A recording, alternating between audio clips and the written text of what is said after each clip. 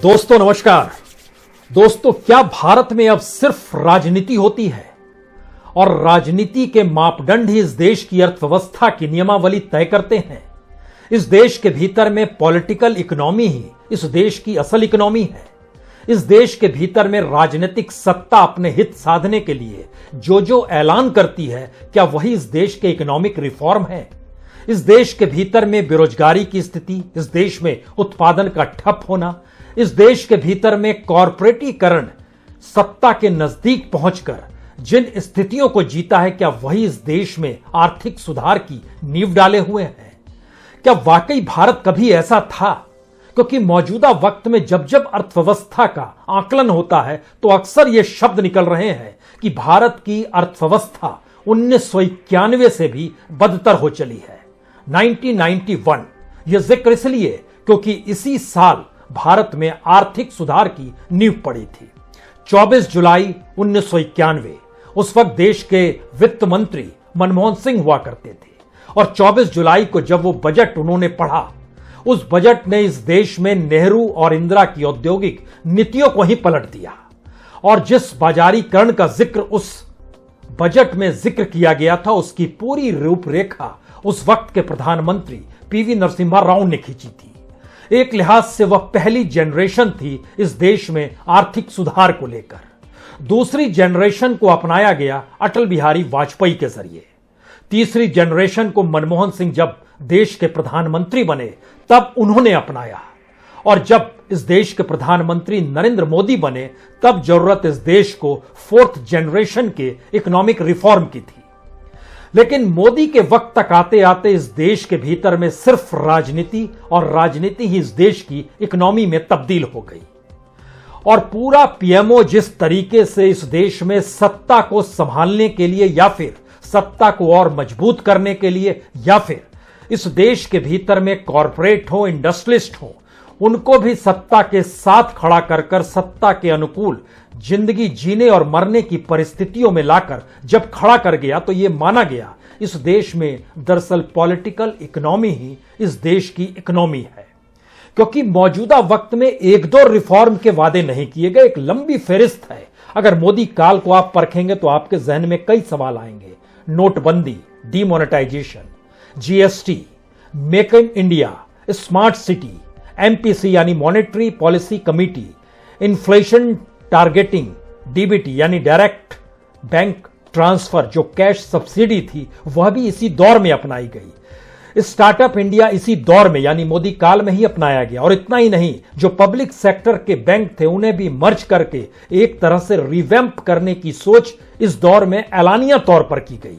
जो भी farm laws थे उसको भी बदलने के लिए जिस तरीके से किसान आज आंदोलन कर रहा है उसको भी रिफॉर्म की श्रेणी में रखा गया।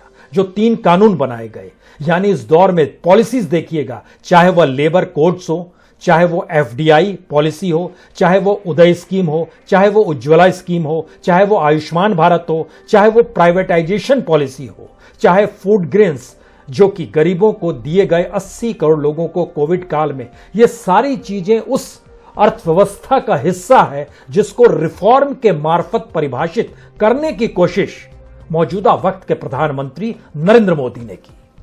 लेकिन इसके ठीक समानांतर जितना पैसा, जितनी इकोनॉमी इस देश में चुनाव पर खर्च हुई, इस देश के भीतर में सत्ता संभालने के लिए ही हाल में जब इस बात की जानकारी खुले तौर पर आई कि सरकार की नजर तो 36 राफेल खरीदे जाने के बाद उसकी और उनसे जुड़े उन किरदारों की जासूसी पर जा टिकी। और इतना ही नहीं, इस देश के भीतर में जो स्वायत्त इंस्टीट्यूशन भी रहे, चाहे वो सीबीआई ही क्यों ना हो, उसकी भी जासूसी करने से सरकार बाज नहीं आई। पेगासस तो इस डिजाइन में चला गया कि जहां पर एक तरफ सुप्रीम कोर्ट को भी मैनेज करना है, एक तरफ सीबीआई को भी मैनेज करना है, एक तरफ आरबीआई को भी मैनेज करना है, एक तरफ कॉर्पोरेट को भी मैनेज करना है। यानी इकोनॉमिक रिफॉर्म के 30 साल के सफर में आज जब हम आपको ले चलेंगे तो आपके जहन में बहुत सारे सवाल इस बात को लेकर हो सकते हैं, क्या वाकई भारत 1991 से ज्यादा बदतर स्थिति में है?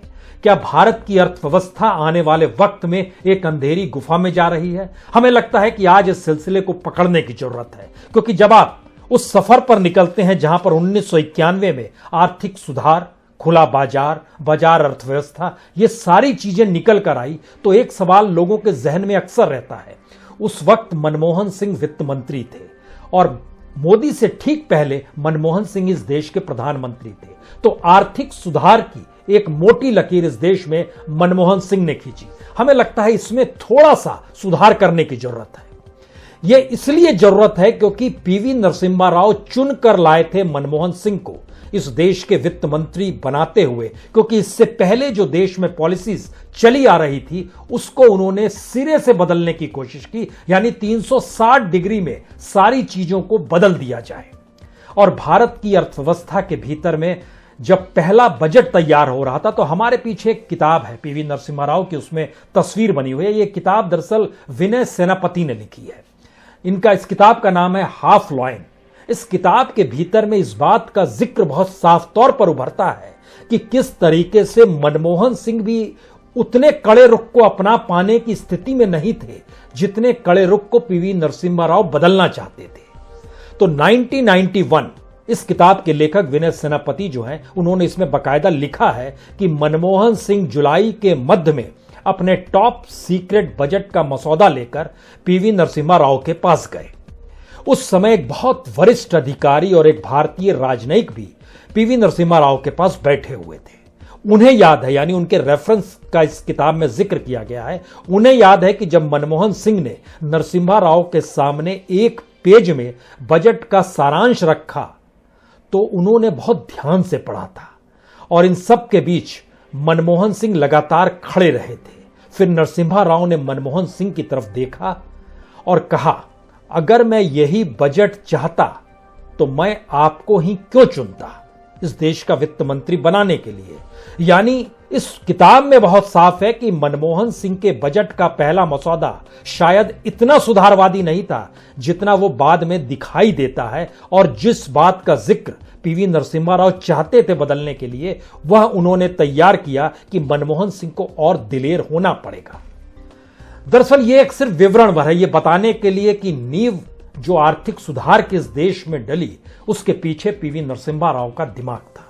मनमोहन सिंह उस पर काम जरूर कर रहे थे, इसलिए ध्यान दीजिए उस इकोनॉमिक रिफॉर्म को अपनाते हुए अटल बिहारी वाजपेयी की जब सरकार बनी तो उन्होंने बहुत सारे नई नई चीजें लाई। टैक्स रिफॉर्म किया, टेलीकॉम पॉलिसी लेकर आए, पीएसयूज का प्राइवेटाइजेशन शुरू किया, मैसिव तरीके से इस देश में सड़कों का जाल बिछाना शुरू किया जो कि गोल्डन क्वाड्रिल के तौर पे जाना जाता है। उन्होंने जो पुराना अर्बन लैंड सीलिंग और रेगुलेटरी एक्ट जो 1976 का था उसको खत्म कर दिया, पावर सेक्टर में रिफॉर्म किया। और उसके बाद देखिए जब मनमोहन सिंह आते हैं तो उस सोशल स्ट्रक्चर को मजबूत करने की दिशा में जाते हैं जिसमें इस देश के भीतर में जो एक बड़ा तबका गांव में रहता है, पिछड़ा हुआ है, उसको कैसे साथ जोड़ा जाए। और इसीलिए उसी दौर में नेशनल फूड सिक्योरिटी एक्ट आता है, हर को भोजन मिलना चाहिए। मनरेगा उसी दौर की उपज है, सर्व शिक्षा अभियान उसी दौर की उपज है, आधार कार्ड उसी दौर में बनता है। इतना ही नहीं, जो न्यू मैन्युफैक्चरिंग पॉलिसी थी वह भी उसी दौर में बनती है, और जो कहते हैं कि एमआरटीपी एक्ट जो था उसको उन्होंने खत्म कर दिया, और जो सेलिंग अप पीएफआरडीए जिसको कहते हैं कि pension fund regulatory and development authority, उसको भी नए तरीके से उन्होंने ढालना शुरू किया। इस बीच में कई रुकावटें भी आई। 94 में इकोनॉमिक रिफॉर्म ढीला भी पड़ा। 96 में जब हार गए पीवी नरसिम्हा राव तो उसके बाद बड़ी अनस्टेबल गवर्नमेंट्स आई थी, आई के गुजराल, देवेगौड़ा, जो कुछ नहीं कर पाए। फिर 2011 से 14 याद कीजिए, जिस समय कोयला घोटाला उफान पे, जिस समय 2G घोटाला उफान पे, इस देश के भीतर में एक के बाद एक घोटाले, उस दौर में सही मायने में कही तो पॉलिसी पैरालिसिस हो गया था। लेकिन सवाल आज का है, सवाल इस दौर में नरेंद्र मोदी का है। नरेंद्र मोदी के दौर में जब हम इन बातों को पढ़ रहे थे कि उन्होंने कौन कौन से इकोनॉमिक रिफॉर्म के रास्ते अपनाए और मौजूदा वक्त में इस देश की अर्थव्यवस्था कितनी डामाडोल है, इसको एक चीज समझिए कि इसी दौर में जीडीपी 11 बरस में सबसे नीचे गई। इसी दौर में 41 बरस में जितना भी जीडीपी कॉन्ट्रैक्ट मनी सिमटी नहीं थी, लगभग 7%, वह इसी दौर में सिमटी है। लेकिन बात इससे आगे नहीं निकलेगी। बात इसके आगे की यह है कि मोदी ने अपने तौर पर हर चीज का विकल्प खुद को बना लिया। वित्त मंत्री कोई मायने नहीं रखता इस देश के भीतर में, और मौजूदा वक्त में आपसे कोई पूछ दे वित्त मंत्री क्या करती हैं तो आप कहेंगे वह थोड़ा इस देश की अर्थव्यवस्था तय करती है। अर्थव्यवस्था तो पॉलिटिक्स तय करती है, ये सही है। लेकिन ध्यान दीजिए इकोनॉमी को कैसे मोल्ड किया गया। इकोनॉमी को पार्टी फंड से जोड़ा गया, इकोनॉमी को इस रूप में डेवलप किया गया कि किसी दूसरी पॉलिटिकल पार्टी के पास कोई पॉलिटिकल फंड ना जाए। इस तरीके से क्रिएट किया गया कि प्राइवेट सेक्टर को जब हम प्राइवेटाइज करेंगे या डिसइन्वेस्टमेंट करेंगे तो वह भी जिन हाथों में जाएगा उसके जरिए भी इकोनॉमी का एक बड़ा हिस्सा उस पॉलिटिकल पार्टी को मिलेगा जो सत्ता में है, यानी बीजेपी के पास है। और बीजेपी यानी मौजूदा वक्त में प्रधानमंत्री मोदी, और उनकी दृष्टि से चुनाव उन्हें हर जगह जीतना है, लड़ना है, खरीद फरोख्त होनी है और सारी चीजें उनके अनुकूल होनी है। और इसी प्रक्रिया में आरबीआई की क्या स्थिति हुई, बैंक मर्जर की क्या स्थिति हुई, इस देश के पब्लिक सेक्टर की जो भी कंपनियां थी जिनको बेचा जाने लगा उनकी क्या स्थिति हो गई। और अब सामने हमारे भारत पेट्रोलियम खड़ा है जिसका लोग इंतजार कर रहे हैं कि सबसे ज्यादा डिविडेंड देने वाला संस्थान भी किसके हाथ में बेचा जाएगा। मैन्युफैक्चरिंग की क्या स्थिति हुई, एयरपोर्ट, पोर्ट, रेलवे स्टेशन किन हाथों में सौंपे गए। इस देश में लाल किला और ताजमहल तक किसी प्राइवेट हाथों में दे दिया गया। जो माइंस की स्थिति है वह किन प्राइवेट हाथों में दिए गए, जो पावर है वह किन हाथों में दिए गए। इतना ही नहीं, जो गोडाउन्स हैं, जो एफसीआई के पैरेलल में जिनके हाथों में गोडाउन दिए गए वह भी किन कॉरपोरेट के हाथ में दिए गए। इतना ही नहीं, बल्कि जो सीमेंट की फैक्ट्री है वह भी इस देश में राजनीतिक सत्ता चलाने वाले के परिजन और बच्चे चलाने लगे। इस देश के भीतर में जो आयरन ओर निकलता है, जो माइंस है, जो स्टील है, वह भी संयोग से उसका भी पॉलिटिकलाइजेशन हो गया। जो इतना ही नहीं, जो अलग अलग राज्यों में बालू माफिया, जो इससे पहले राजनेताओं या सत्ता के करीब रहते थे, उन्हें कमीशन देते थे, इस दौर में उसमें भी ट्रांसफॉर्मेशन हुआ और वो बालू माफिया भी पॉलिटिक्स का हिस्सा बन गए, या फिर जो पॉलिटिक्स में थे उन्हें ही बालू माफिया में अपने आप को कन्वर्ट करना पड़ा, क्योंकि कमाई वहीं से हो पाती है।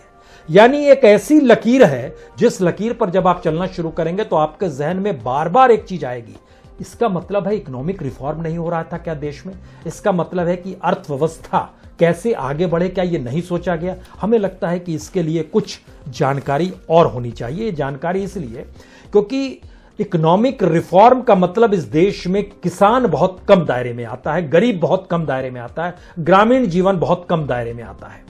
जो आता है वो कॉरपोरेट आता है। लेकिन जरा कोशिश कीजिए समझने की, जो 2017 में आईबीसी यानी इंसॉल्वेंसी एंड बैंकरप्सी कोड लेके आए, उसमें इस बात की इजाजत दी गई कि जो भी कॉरपोरेट समझता है कि उसकी हालत खस्ता है, वो कंगाल हो चला है, चाहे उसने बैंक से लोन लिया हो, यानी जनता के पैसे को उसने बैंक से उठाया हो, लेकिन उसे अगर लगता है वो कंगाल हो चला है तो वह अप्लाई कर सकता है आईबीसी के सामने। अब आप कल्पना कीजिए कि 2017 से लेकर 2021 तक कितने ऑर्गेनाइजेशन ऐसे होंगे जिन्होंने अपने आप को दिवालिया घोषित कर दिया, जिनका काम इस देश में मैन्युफैक्चरिंग करना था, जिसका काम इस देश में रियल एस्टेट को आगे बढ़ाना था, जिनका काम इस देश में कंस्ट्रक्शन का काम करना था, जिनका काम इस देश में होटलिंग को आगे बढ़ाना था, ट्रेड करना था, ट्रांसपोर्ट को आगे बढ़ाना था। ऐसी ऐसी कंपनियां इस देश में कंगाल होने लगी। उनकी संख्या 2017 में जब इस आईबीसी कोड को बनाया जाता है उसी समय 37 कंपनियां सामने आती हैं, खुद को कंगाल घोषित करती हैं। 2017 से शुरुआत होती है, अप्रैल 2017 से उसके आगे जब बात बढ़ती है, यानी शुरुआत होते ही 37 कंपनियां, और अप्रैल 2017 से मार्च 2018 के बीच में 706 कंपनी और आ जाती है। उसके बाद अप्रैल 2018 से मार्च 2019 के बीच में 1156 कंपनियां और आती और कहती हम भी कंगाल हो गए। उसके बाद अप्रैल 2019 से मार्च 2020 यानी कोविड से ठीक पहले वाले साल में, उसमें सबसे ज्यादा कंपनियां इस देश में खुद को कंगाल घोषित करती है, 1978। और जो कोविड का काल था, जो हम लोग अप्रैल 2020 से मार्च 2021 तक के बीच में आए, जो दूसरी लहर से ठीक पहले तक की परिस्थिति थी, उसमें भी 499 कंपनियां खुद को दिवालिया घोषित करते हैं। और जो दूसरी लहर शुरू हुई अप्रैल, मई, जून, इन 3 महीनों के भीतर भी इस देश में 164 कंपनियां खुद को दिवालिया घोषित करती है। अब आप कल्पना कीजिए, जब सबको मिलाइएगा तो 4540 कॉरपोरेट इंडस्ट्रीज या बड़ी कंपनियां जो कंस्ट्रक्शन से जुड़ी है, जो ट्रेड से जुड़ी है, जो होटलिंग से जुड़ी है, ये सारी कंपनियों ने 4,540। तो क्या ये कंपनियां फेक थी? अगर ये फेक होती तो इन्होंने जितनी रकम बताई अपनी, वह रकम तो फेलियर नहीं होनी चाहिए थी, वो रकम तो रहनी नहीं चाहिए थी। लेकिन जब एवरेज निकाला गया तो पता चला कि एवरेज भी 1,000 करोड़ से ज्यादा का आ रहा है इन कंपनियों से जो जुड़ा हुआ है। तो इसका मतलब है कि जो इकोनॉमिक रिफॉर्म की भाषा थी इस देश के भीतर में, उसका पॉलिटिकलाइजेशन मोदी काल में कुछ इस तरीके से हो गया कि इकोनॉमिक रिफॉर्म पॉलिटिकल रिफॉर्म के तौर पर आ गया, जिस पॉलिटिकल रिफॉर्म में ना कोई पॉलिटिकल पार्टी रहेगी, ना किसी पॉलिटिकल पार्टी के पास कोई चंदा जाएगा, ना ही इस देश का कोई कॉरपोरेट विपक्ष की किसी पॉलिटिकल पार्टी के कंधे पर हाथ रख सकेगा, ना ही विपक्ष की कोई पॉलिटिकल पार्टी अपने संगठन को चलाने के लिए कहीं से पैसा जुगाड़ कर पाएगी। क्योंकि अगर जुगाड़ेगी और सारी चीज करेगी तो फिर उसकी जासूसी भी हो रही है और छापे भी पड़ रहे हैं। यह एक ऐसा पॉलिटिकल स्ट्रक्चर भारत के भीतर में निकल कर आया जो शायद दुनिया के उन देशों में आता है जहां पर निरंकुश शासक और सत्ता है। लेकिन हम तो 30 साल के इकोनॉमिक रिफॉर्म पर आपसे बात कर रहे हैं, और 30 साल के इस सफर में पीवी नरसिम्हा राव, मनमोहन सिंह, अटल बिहारी वाजपेयी और उसके बाद नरेंद्र मोदी का जिक्र आते ही ये आपको समझना होगा कि जितनी भी कंपनियों ने खुद को कंगाल किया और उसके साथ जुड़े हुए कितने लोगों के रोजगार चले गए।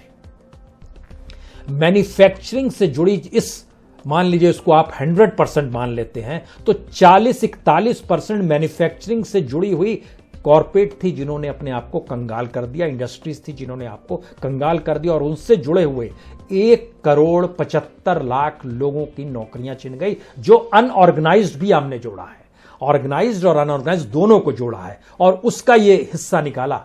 दूसरी स्थिति थी रियल एस्टेट, तकरीबन 20% उसकी हिस्सेदारी रही इस कंगाल होने की परिस्थितियों में। 20% का बहुत साफ है कि अगर 4,540 है तो लगभग 900 कंपनियां ऐसी थी जो कि सीधे सीधे रियल एस्टेट से जुड़ी थी, 1,800 कंपनियां ऐसी थी जो सीधे मैन्युफैक्चरिंग से जुड़ी हुई थी, और कंस्ट्रक्शन से जुड़ी हुई लगभग 450 कंपनियां थी। इन को मिला लीजिएगा, जो रियल एस्टेट और कंस्ट्रक्शन से जुड़े हुए जो लोग काम कर रहे थे, लगभग 3,60,00,000 लोगों के पास काम नहीं रहा, जो ऑर्गेनाइज्ड और अनऑर्गेनाइज्ड में, यानी जो वेतन ले रहे थे उठाते थे महीने में और जो दिहाड़ी पे भी काम करते थे, इनके पास काम खत्म हुआ। इसी तरीके से ट्रेड से जुड़े हुए तकरीबन 75,00,000 लोगों के पास से काम छिन गया, और उसका लगभग 450 से ज्यादा कंपनियां जो ट्रेड से जुड़ी हुई थी वो दिवालिया हो गई। इकोनॉमिक रिफॉर्म की ऐसी बदहाली शायद 91 से पहले जब आप चले जाएंगे, जब इस देश में इकोनॉमिक स्थितियां अपनाई जा रही थी और एक कंगाली की परिस्थिति थी, तो उन्होंने इन्फ्लेशन को नीचे लाने के लिए और इस देश की इकोनॉमी को उठाने के लिए जो भी काम किया था वो इकोनॉमिक रिफॉर्म का हिस्सा था। मौजूदा वक्त में उसको लेकर एक बिल्कुल नया नजरिया निकल कर आता है जो सिर्फ और सिर्फ पॉलिटिकल इकोनॉमी को समझता है। इसके अलावा इलेक्ट्रिसिटी, होटल, अदर्स लगभग 11% है। कुल मिलाके जब इन्हें आप जोड़िएगा, जिन कंपनियों के पास कंगाल होने की स्थिति आ गई, तकरीबन उनका आंकड़ा जो निकलता है वो लगभग 5 करोड़ से ज्यादा का निकलता है। इस देश में उसने 5 करोड़ लोगों के रोजगार को छीन लिया, वो कंगाल हो गए। जिनकी कंपनियां थी वो कंगाल नहीं हुए, उनकी कंपनियां कंगाल हुई क्योंकि उन्होंने और उनके लिए जो व्यवस्था थी उसमें उन्हें बैंक से लिए गए कर्ज को सरकार रिटर्न ऑफ करने से कतराती घबराती नहीं है। शायद इसीलिए इस दौर में भारत की जो जीडीपी है उस पर जो कर्ज है, अगर केंद्र और राज्य का कर्ज दोनों मिला दीजिएगा जीडीपी पर, यानी डेब्ट टू जीडीपी जो है उसके लिहाज से देखिएगा तो 2016 तक में, यानी जिस समय नोटबंदी नहीं आई थी उस समय तक 68.5% कर्ज था जीडीपी के हिसाब से, जो आज बढ़कर 91.7% हो गया है। और इसमें जब हमने पता किया कि S&P जो ग्लोबल रेटिंग कंपनी है उसने एक प्रोजेक्शन दिया है, वो प्रोजेक्शन भी कमाल का है। उसके मुताबिक भारत की जो जीडीपी ग्रोथ रेट है वो मानकर चल रही है कि अगले साल वो 9% होगी, वो मानकर चल रही है कि उसके बाद 8% होगी 2023 में, वो मानकर चल रही है 2024 में वो 6% होगी और 6.5% 2025 में होगी। यानी 2025 तक का जो उसने एनालिसिस किया उसके मुताबिक 91.7% जो डेब्ट टू जीडीपी है, जो कर्ज है, वो बरकरार रहेगा। यानी भारत की अर्थव्यवस्था किस नाजुक परिस्थिति में है, उसका एक एनालिसिस अगर ये है, तो इसका एक दूसरा एनालिसिस इसके ठीक पैरेलल में है। जब हम आपसे इन चीज़ों का जिक्र कर रहे थे कि कैसे कैसे किस किस रूप में चीज़ें डेवलप होती चली जा रही है, तो अगला हिस्सा सबसे बड़ा ये आया कि भारत की इकोनॉमी अगर टोटल पॉलिटिकल इकोनॉमी के आधार पर चल रही है और उस पॉलिटिकल इकोनॉमी के भीतर में हमारा manufacturing sector, real estate sector, construction sector, trade sector, transport sector, electricity hotel sector, ये सारे सेक्टर्स के पास अगर मुश्किल होती चली जा रही है, तो आने वाले वक्त में भारत वो कौन सा रास्ता अख्तियार करे जिसके बाद ये कहा जा सके कि भारत की इकोनॉमी में सुधार लाया जा सकता है। यहीं पर सबसे बड़ी बात है, हम जिस इकोनॉमिक रिफॉर्म के जनरेशन को मोदी काल में फोर्थ जनरेशन में देखना चाहते थे, उसमें जब हम आपसे फेरिस्त का जिक्र कर रहे थे तो ध्यान दीजिए, जैसे फार्म लॉज लाए गए, 3 कानून लाए गए, किसान विरोध कर रहे हैं। जैसे इस देश में लेबर कोड्स लाए गए, लेबर कोड जो लाया गया उसका लेबर विरोध कर रहा है। जो हमारे यहां स्टार्टअप इंडिया है, उस स्टार्टअप इंडिया का जो प्रोजेक्शन है वो 2.3% है। जो हमारे यहां इन्फ्लेशन टारगेट करके जो काम किया गया उसका उल्टा असर हो गया, हमारा इन्फ्लेशन कंटिन्यूअसली बढ़ते चला जा रहा है। जिस स्मार्ट सिटी पर जितना खर्च किया गया, हमारे पास कोई स्मार्ट सिटी नहीं है। जिस मॉनेटरी पॉलिसी कमिटी को बनाया गया जिसमें हम लोग प्राइस को स्टेबल कर सके और इकोनॉमिक ग्रोथ जो है उसके रेट को मैनेज कर सके, वह भी उल्टा पड़ गया। जो मेक इन इंडिया की प्रोसेस में आए, तो मेक इन इंडिया में हमारे डिफेंस सेक्टर को भी इसीलिए 100% खोल दिया गया कि शायद बाहर से हमारे पास कोई टेक्नोलॉजी आ जाएगी। कोई टेक्नोलॉजी निकल कर नहीं आई। जो जीएसटी था उसका विरोध व्यापारी ही करने लगे। यानी इस पूरी फेरिस्त में चूंकि सारे इकोनॉमिक रिफॉर्म से जुड़े हुए जो भी ऐलान हो रहे थे वो सारे ऐलान पॉलिटिकल थे, तो क्या आने वाले वक्त में जब मोदी सत्ता नहीं रहेगी तो इस देश की अर्थव्यवस्था को संभालने से पहले तो आपको एक पॉलिटिकल ट्रांसफॉर्मेशन के दौर से गुजरना होगा। उस ट्रांसफॉर्मेशन का मतलब यह है, और जैसे ही आप पॉलिटिकल ट्रांसफॉर्मेशन शब्द कहते हैं उसका मतलब यह है कि इस देश की जनता ही इस देश की अब राजनीतिक लकीर को तय करेगी। यानी जो पारंपरिक पॉलिटिकल पार्टीज हैं वो तय नहीं कर पाएगी।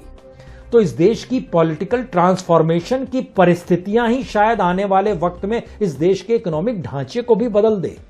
आंदोलन इस देश में किसानों के हो रहे हैं, हम इस पे अगले एपिसोड में आपसे जिक्र करेंगे। उसको लेकर भी कुछ सवाल हमारे जहन में अभी भी हैं और वो खुद भी अपने सवालों को जन्म दे रहा है। लेकिन जब आप मौजूदा वक्त में निकल कर आएंगे तो आपके जहन में 2-3 सवाल तुरंत आने चाहिए।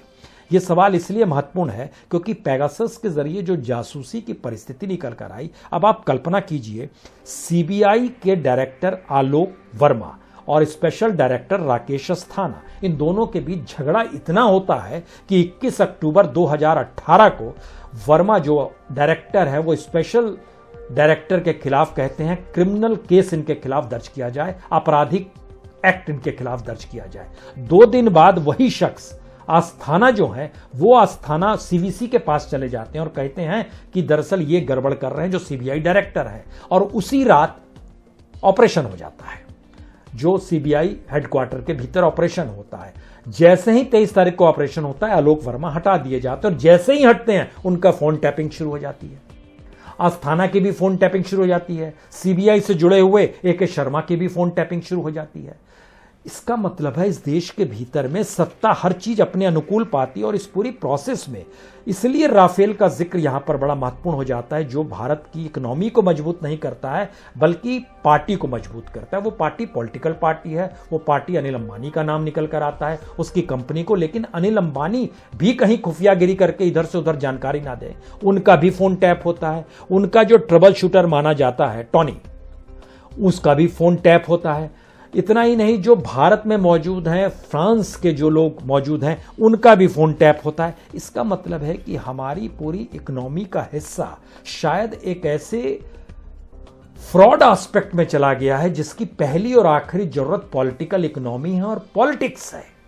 यानी इस 30 साल के सफर का बंटाधार 2021 तक आते आते कुछ इस तरीके से हो गया है कि अब आने वाले वक्त में जब इस देश की इकोनॉमिक रिफॉर्म की कोई सोचेगा तो उसको जीरो से शुरू करना पड़ेगा, क्योंकि वो सारी परिस्थितियां गायब हो गई जिस इकोनॉमी को आप धीरे धीरे डेवलप कर रहे थे।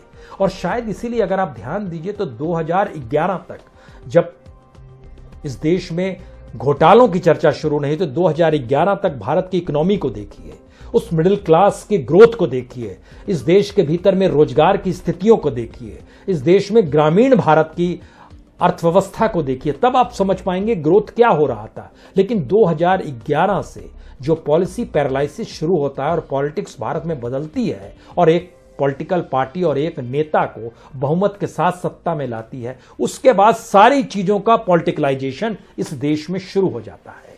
तो आखिरी बात यही है, भारत क्या राजनीतिक गुलाम इस दौर में बना दिया गया है? यानी मोदी सत्ता ने भारत को राजनीतिक तौर पर गुलाम बना दिया है। और राजनीतिक गुलामी का मतलब यह है कि डेमोक्रेसी उस राजनीति के अधीन है जिस राजनीति की पहली और आखिरी जरूरत सत्ता में बने रहने के लिए ही इस देश के तमाम आर्थिक, सामाजिक, सांस्कृतिक और तमाम कॉन्स्टिट्यूशनल इंस्टीट्यूशंस को भी अपने लिए काम में लगाना है। यह सफर कितना कठिन रहा भारत के लिए, महत्वपूर्ण यह नहीं है, महत्वपूर्ण यह है कि आने वाला वक्त भारत के लिए और कितना महत्वपूर्ण होने जा रहा है और वह महत्वपूर्ण स्थितियां भारत को किस त्रासदी की तरफ ले जा रही है। इसके लिए क्या वाकई देश सचेत है या किसी पॉलिटिकल पार्टी के पास कोई विजन है कि वह कौन सा रास्ता अख्तियार करे? नहीं होगा, क्योंकि हर कोई इस राजनीतिक गुलामी से ही लड़ रहा है और उसी से मुक्ति का रास्ता खोज रहा है, जबकि तमाम पॉलिटिशियंस के कंधे पर करप्शन और क्रिमिनल के बैग लटके हुए हैं। तो ये लोग कैसे रास्ता खोजेंगे? बहुत बहुत शुक्रिया, बहुत बहुत शुक्रिया।